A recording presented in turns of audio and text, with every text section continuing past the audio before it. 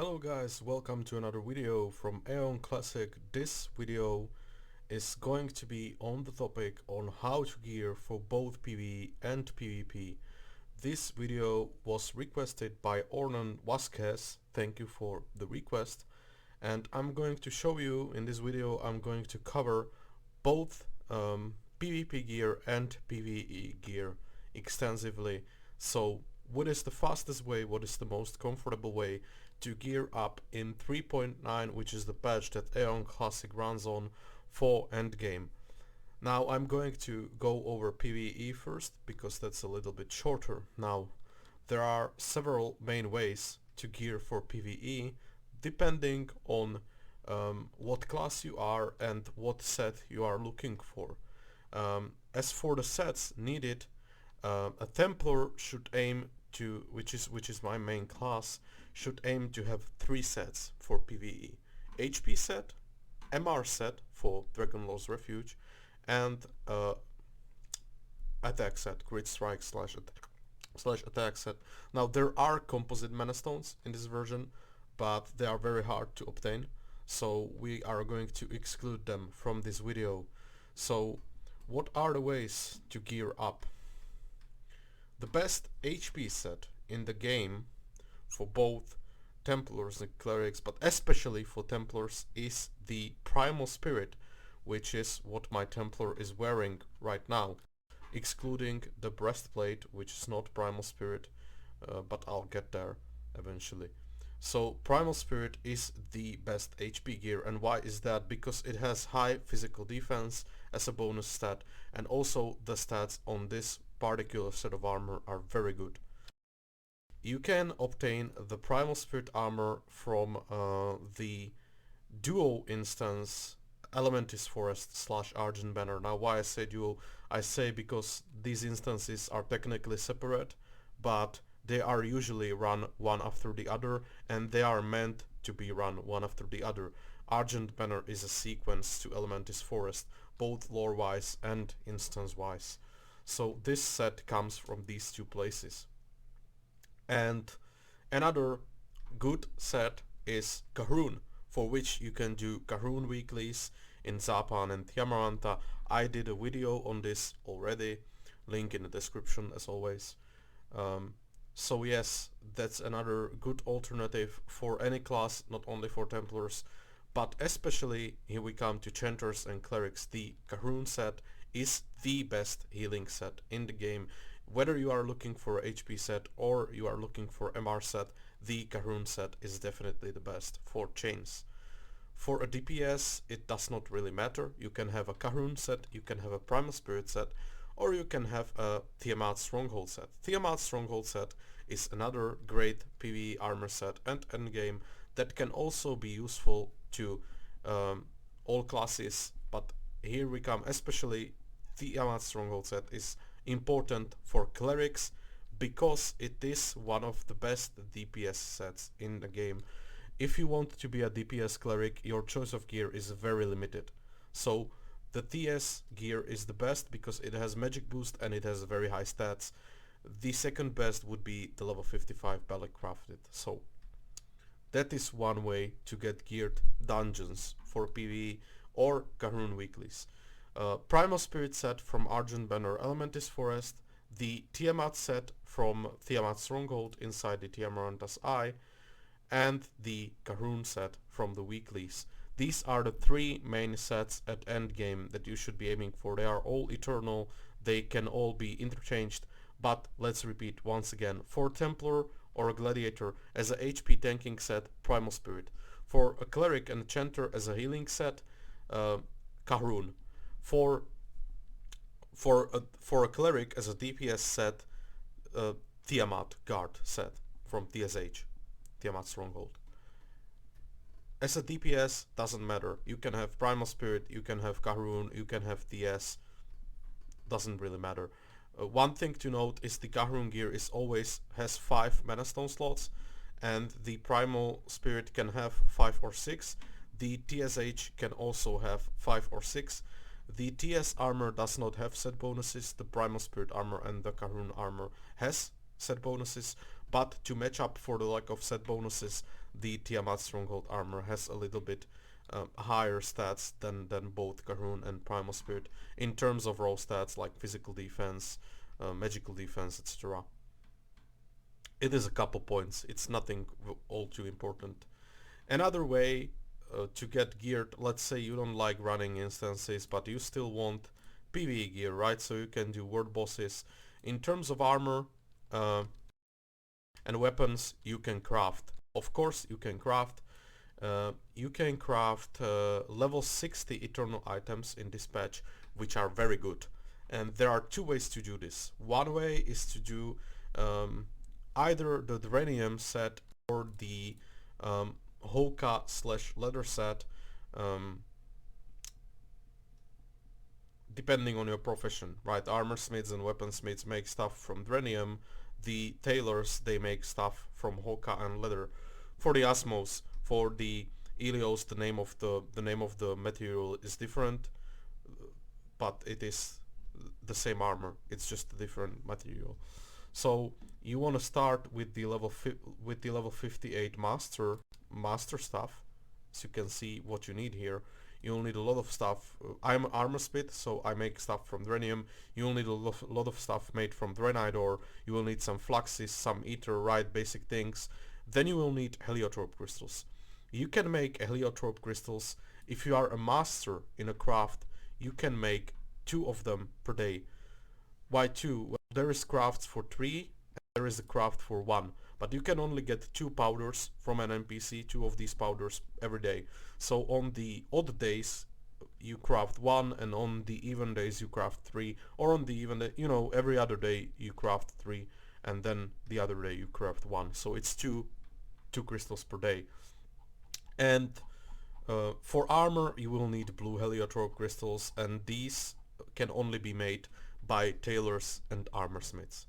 For weapons you will need red heliotrope crystals, and those can be made by handicrafters, weaponsmithers. So when you achieve a critical proc on this craft, it will give you the result is a level 58 eternal item that you can then use to craft it into a level 60 version.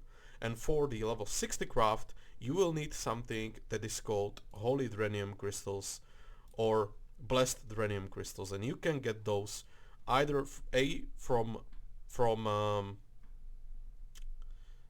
guest blooms. So if you have a house, mansion, estate, you can place Dranium guest blooms in there and get the crystals that way, or you can get them in the material section from the store, as you can get the heliotrope crystals as well. You can get the Dranium crystals here. The Holy Dranium crystals are used for weapons, the Blessed Dranium crystals are used for armor, the Elegant Dranium crystals are used for accessories. So yes, and then you can recraft that 58 into a level 60 elite orange armor eternal that is very good. It is again on par with Kahun set, with Primal Spirit set, with DS set. It is the second best healing set for a healing classes. After Kahun, it is the second best healing set. It is also a very good HP set for Templars along with Primal Spirit. So those are the ways to get armor. Now for weapons, the best weapons in the entire game drop from Dragonlord's Refuge. I have the Mythic Sword, the Dragonlord's Wrath. These are signature Tiamat weapons that you obtain from defeating Tiamat. They have the highest stats.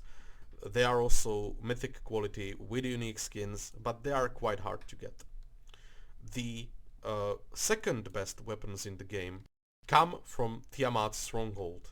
The weapons from Tiamat's Stronghold have almost as good stats as the DLR ones. The difference in the stats is negligible. The only real difference is the skin, the grade, the mythic grade and eternal grade, and the prestige, let's say, of owning a mythic weapon, of defeating Tiamat. But other than that, stat-wise, they are very, very similar. The mythic weapons are a little bit better, but it's not a great difference. So these come from Tiamat's Stronghold. These can be 6-slot, and they are by far the best weapons in the game, excluding the mythic from DLR. And then for the lower tier of weapons, which are still viable as endgame weapons, they just have, let's say the greatswords in general have around 10 or 15 attack points less than the TSH1. There are many different ways to obtain such a weapon. One is to do unstable Abyssal Splinter in the Divine Fort in Reshanta, in which the final boss rewards you an eternal weapon if you are lucky. That's a good way to obtain a level 60 eternal weapon. I'll get back to this instance also later. Another way is Rente's base in Tiamaranta, in which the final boss, Brigade General Vasharti, again drops an eternal weapon.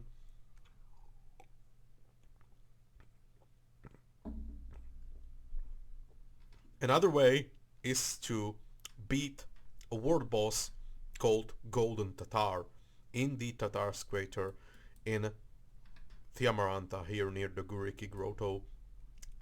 And this boss rewards level 58 eternal weapons, which despite being level 58 have very good stats. Their stats are similar to level 60 weapons. This boss is especially important for sorcerers and spirit masters, as the weapons he drops, the orbs and the spellbooks, have attack speed, which is very rare on orbs and spellbooks. It is important if you, for example, want a 60 level AP weapon with a casting speed, or a TSH weapon with a casting speed, then this is the best use for it because it has attack speed. And you should have both casting speed and attack speed on your weapon as a Sork or a Sam. Another way to obtain level 60 PvE weapons is again by crafting, and you can craft the durable weapons again the same way as armor. You will need those heliotrope crystals, you will need those holy crystals, and weaponsmiths can make swords, great swords, maces, and handicrafters can make staves and bows, and alchemists can make orbs and spellbooks. And armorsmiths also, which I forgot to mention, besides armor, can make shields. So yes, this is also one way to obtain a very good level 60 weapon crafted. There is also another set of crafted items, both armor and weapons, and that is the Balik gear. The Balik gear is very good. The Eternal, if you manage to get a proc and get the Eternal item, it is very good. It is a perfect set. It is 6 slot always, and it has very good stats. So yes, this is, but one thing to keep in mind is this set is much harder to craft than the Draenite one, because not only you need those heliotrope crystals, but you also need Balik materials, which are hard to get. You will have to kill Balar for it, you will have to kill a lot of Balar, and you will also have to pay a lot of Kina to refine the materials, which you drop into the versions that you can actually use to craft the gear. But this gear also has a unique skin. It is very good, both weapons and armor, and also accessories. So those are your options for weapons: Unstable Abyssal Splinter, Tiamat Stronghold, DLR, Rente's Base, and of course Kahrun. Kahrun goes for everything: accessories, weapons, armor, and crafting. So as you can see, there is a lot of ways to gear up for PvE in this patch in Aion. Let's go over accessories also really quick. Very good endgame accessories can be obtained, for example, from Lower Uda's Temple. Even though they are only level 52, these accessories have very good stats. The only stat they are missing is magic suppression, and the dungeon is very easy to beat, so yes, do not be afraid. Lower Uda's Temple, nice, good eternal accessories, very good. Fine, they are fine for PvE. But you can also get accessories from beating world bosses. Ativas Crystalline in the Ativas Cave near the Lapielas Mineral Lake in Tiamaranta, which drops eternal rings, and also drops gold wings with a unique skin, but it drops orange rings, and then in which are level 60 and also have magic suppression, 58 not 60, but they have magic suppression. Then in Zapan there is a boss in the Jotan Sanctuary, in the Jotari Sanctuary, called Debarim the Omnipotent, and this boss drops eternal earrings, level 58. Alright, then there is a boss called Muada, Empress Muada in the Muada Stranger, who drops Eternal Necklaces, level 60, and then Golden Tatar, which I already mentioned in the Amaranta, drops Eternal Belts. So Athivas for rings, Tatar for belts, Dibarim for the earrings, and Muada for the necklace. Another way to get PvE accessories is Kahuruns again. Another way to craft them either from the mithril ores or elatrite ores or any other kind of ore, or from the Balik materials. Again, you can make Balik accessories level 60. I do not recommend that though, because one of the big parts of why to have a Balik set is the uniqueness of the skin, and the accessories do not have skins obviously. The earrings do, but the other accessories don't, and it's a waste of materials. Those materials are better to be used on armor. Even if you don't want to wear the armor, you can craft one and then sell it. The skins sell quite well because it's very unique. So do not waste your Belig materials on the accessories, it's not worth it. Another instance in which you can get endgame accessories is Raksang in Zapan. The final boss, Raksha Boilheart, drops eternal earrings, eternal rings. So yes, that is also a way on how to get orange accessories for endgame for PvE. And now that would be it for the PvE gear. I covered armor, weapons, accessories, and now let's move on to the PvP gear. Now, the way to obtain the way to obtain PvP gear as fast as possible in this patch is to go for Crucible armor and weapons, and to go for Abyss accessories. So what is Crucible? As soon as you hit level 46, you can head to Pandemonium or Sanctum, depending on your race again, and there you will find a teleport statue that will take you to the Casenol Academy if you are Ilios, and to the Marchetan Priory if you are an Asmodean. And in these priories, in these places, you will find an NPC that will give you a quest every day for an arena ticket. He will give you one arena ticket and one arena of harmony ticket. Now the arena ticket is 1v1, the arena of harmony is 3v3. These are PvP instances, and at first you must be prepared to lose, but do not worry about that. We've all been there. You know, when you don't have gear, you can still try to hone your skills, but you will most probably lose, right, against geared players. But even for losing, you get a lot of insignias, Courage insignias and Crucible insignias, and you also get AP in here. 2.5k AP for losing, 5k AP for winning. And you can use these insignias to purchase good PvP armor and good PvP weapons. Now there are various versions of the armor and the weapons. There are level 55 ones which are a lot cheaper, there are level 60 ones which are a lot more expensive, but I do not recommend to go for the 55 ones. Unless you are, for example, a cleric or chanter or templar and you want a block set. If you want to make a block set, then you can go for 55. But if you are not making a block set, any other set, MR set, HP set, attack set, whatever your normal PvP set, go for the level 60. Why? Because the level 60 gear has magic suppression, which is quite an important stat in this patch. The level 55 gear doesn't have it, so it's worth paying for. What is magic suppression? Magic suppression is a stat that decreases your opponent's magic boost, increases your magical defense. So basically for every point of magic suppression that you have, your opponent has like one less magic boost. So his magic skills will hit you for less damage. Very important stats, yeah, for PvP.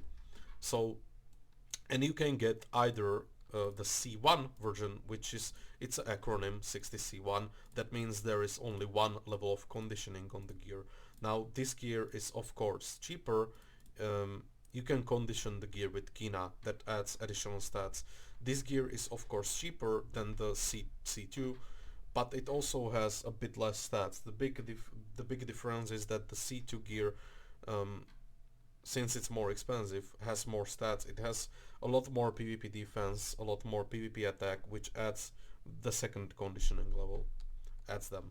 So if you can go for the 60 C2, and you can get the weapons and armor here, this is very good gear for the start, but it's viable even as an endgame set. If you don't want to grind AP all that hard, you can use this as an endgame set, no problem.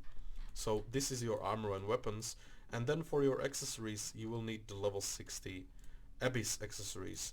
Now again, you could go for 55, but I do not recommend it because first of all, the 60 accessories, again compared to the 55, have magic suppression, which is very important, but second, they also give more attack, more PvP attack, and also more of all the other stats. So yes, go for the level 60 version. Do not waste time with anything less. And for those accessories and for the gear, for the Abyss gear in general, in this patch you will need mithril medals and Abyss points. Abyss points are easy to get, mithril medals not so much. So what are the ways to get mithril medals? Let's cover that first, because that's more important. So the ways to get mithril medals are to do daily and weekly quests in Tiamaranta and to participate in sieges. Some instances also have a chance to drop mithril medals, but the drops from instances, dungeons, are negligible compared to what you can get from questing and stuff. So an important way to obtain mithril medals is to do your dailies and weeklies in Tiamaranta.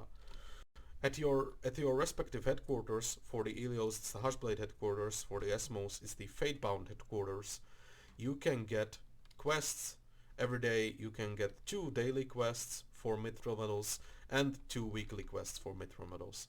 And then at one of the hard fortresses, which is owned by your faction, you can get 1 extra quest for a mithril medal per day. So this is 3 mithril medals per day from quests. You can repeat each of these quests 30 times. So you can do this each day for a month. And that should be enough for all your AP gear that you need. Or for, at least for most of it. So 3 medals per day from questing, 21 medals per week if you do your quests every day, and then 2 extra from the weekly quests. So in total 23 mithril medals per week. And then another way to get mithril medals is to siege. For every hard siege, for every hard fortress that you capture, you get 1 mithril medal. And these sieges happen every single day. Right now it's at 6 p.m. CST, Central Standard Time, American. So that's that way you can get 2 additional mithril medals per day. Then there is the Gelkmaros and Ingizan sieges, where every fortress rewards you with 3 mithril medals. So if you participate in both of these fortress sieges, you can get 6 mithril medals from this. This is not every day, it's only on Saturday and Thursday. So these sieges are on Thursday, Saturday, I think. Maybe it was changed. Now these times are subject to change in the future, so if you are not watching this video when it was uploaded, go check the information on the siege times on the forums. I will put the link to the official forums in the description of the video.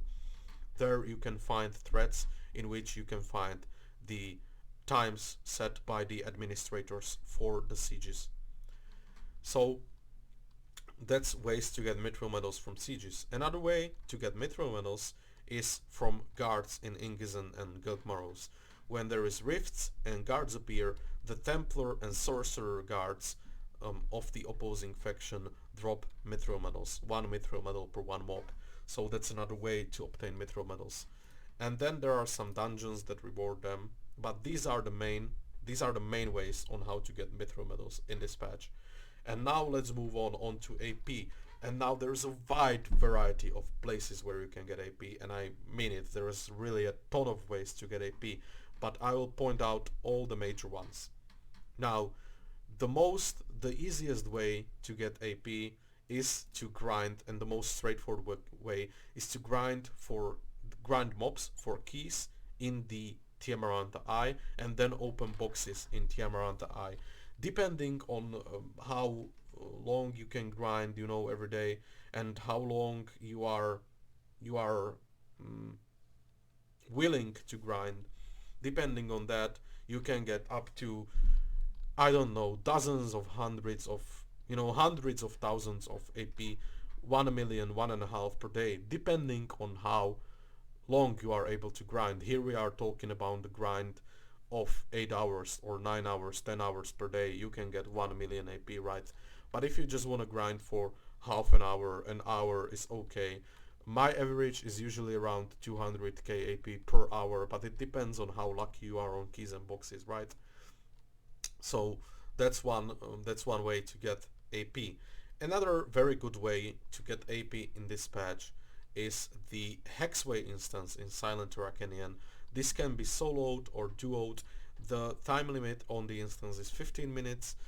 It will take a little bit of figuring out how to do this instance, right? It's not the easiest. It's definitely a challenging instance, but I can promise you that yes, it can be duoed, and you can get around 150k AP from every run. It resets every day. Another way to get AP is Esoterus in Gelkmaros or Ingizan if you are Ilios in the fortresses. This is a dungeon that is intended for 6 people, but again you can do it solo if you are a healing class, cleric, chanter, even a spirit master can solo it. Or if you are not so confident, if you are not so skilled, duo with your friend, no problem.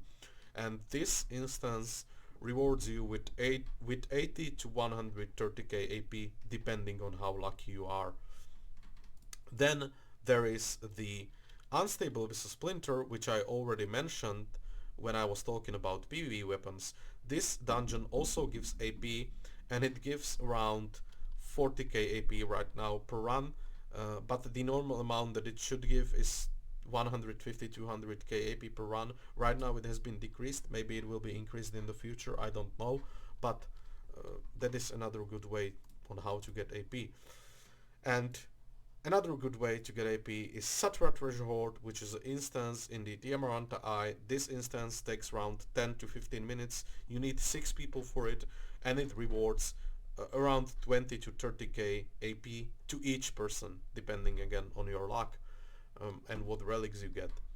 Another another quite important way to get AP is vortexes and rifts in Ingizan and Gelkmaros.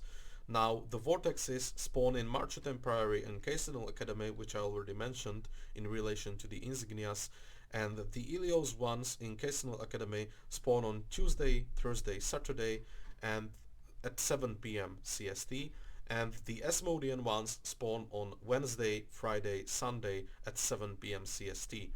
Now, in these when you go through these vortexes, you will be ported to the enemy region, Brastonin for the Ilios, Theobomos for the Asmodeans, and there you will be able to kill guards, and each guard drops 1 or 2 ancient crowns. So this is quite a nice place to make AP, depending on how many people there are grinding at that time, depending on how fast you are, how efficient you are, how many guards essentially you are able to grab in the 1 hour that the rifts are open.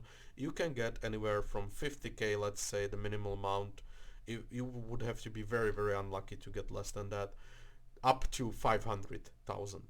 Okay, so definitely go there, check it out. Another way, also Gelkmaros, Ingizan guards.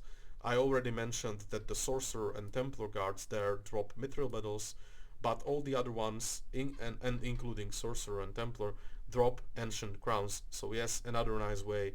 In 1 hour of farming guards, if you are there alone and nobody is competing with you, 200k AP, easy peasy.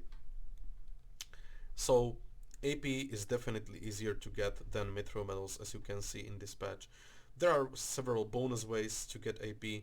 Now, in the Gelkmaros fortress and in the Igizan fortress for the Ilios, there are factions called Fortuneers, companies called the Fortuneers for the Ilios and the Demons for the Asmodeans that will give you daily and weekly quests if you join them, and these quests reward you with Daemon tokens, which you can then turn into Crusader tokens or Radiant tokens in the Silent Terra Canyon.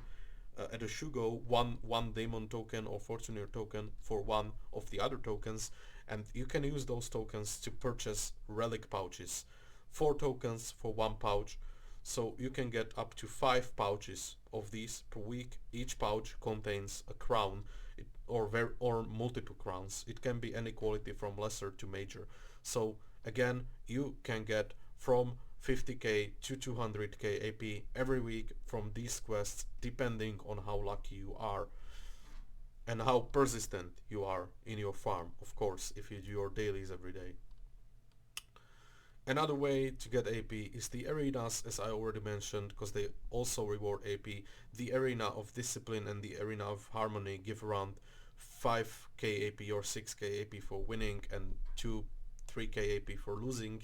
And then there is the arena of glory, which rewards around 30 to 50,000 AP or more. I am not really sure about that, but it is somewhere in that general spectrum of amount. So these are the ways to get AP. So let's recapitulate how to get your PvP gear. For the armor and for the weapons, you wanna go for the Coliseum 60C2, so Courage Insignias, Crucible Insignias, and then for the accessories, you wanna get the 60 Abyss accessories. And when you are done with those, you can work on the 60 Abyss armor and weapons if you would like, because obviously they are an upgrade from the Coliseum gear. They have better stats and they also have 6 Mana Stone slots instead of those 5 slots that you have on the Crucible gear. But if you don't want to go for them and you just want to PvP after you are done with that basic gear, that's fine. You will not be all that much handicapped in the Crucible gear compared to the Abyss one. But if you want to min-max your character, you know, if you want to go all the way, if you want to be the best there is, then yes, you will need to work for the Abyss armor and the Abyss weapons as well after the Crucible gear is done. So those were the ways to gear in 3.9 on Aion Classic. Now, if there is anything unclear, feel free to ask in the comments. I make these videos for you guys, so I always aim to make it as helpful and as clear as possible. So if there is anything you want me to elaborate on, if there is anything you want me to speak about in more detail, then feel free to tell me in the comments. The comments are there so that I can have feedback from you guys. That's it for today. Thank you for watching. Hope you found this video helpful, and I'll see you in the next video. Have a great day.